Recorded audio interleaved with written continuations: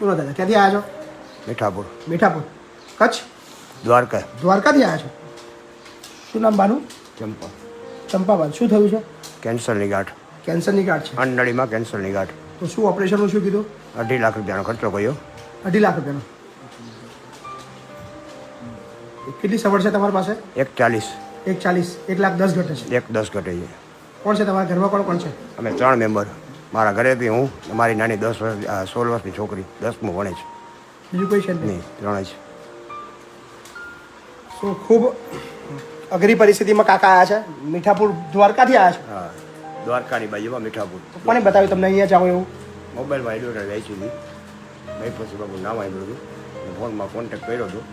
87 ભાઈ મને આવવાનું કહ્યું, આવ્યું. વાહ.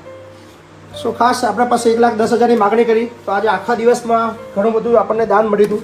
બહુ બધા ભજન મંડળ આપણા પાસે આવ્યા હતા અને એ ભજન મંડળના જે પૈસા એકત્રિત બધા થયા હતા તો આપણે નક્કી કર્યું કે 1,10,000 આપણે એમને તરત આપી જ દઈએ. બરાબર?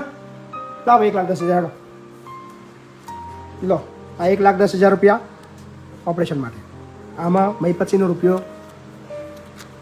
તમારા જેવા બહુ બધા લોકોએ આપ્યા છે અહીંયા. 500,000 પગે ના લાગશો, મને ના લાગશો. બરાબર? ઓપરેશન કરાવો. હા ને? શુભેચ્છાઓ. ના સારું થઈ જાય પછી મળવા આવજો એકવાર. ભલે ભલે 100%. બરાબર? સારું થઈ જશે, ચિંતા ના કરતા. હા ને? કમ્પ્લીટ થઈ જશે તમને. જરા કે ટેન્શન ના લેતા. બરાબર? ચલો. બરાબર? શુભેચ્છાઓ.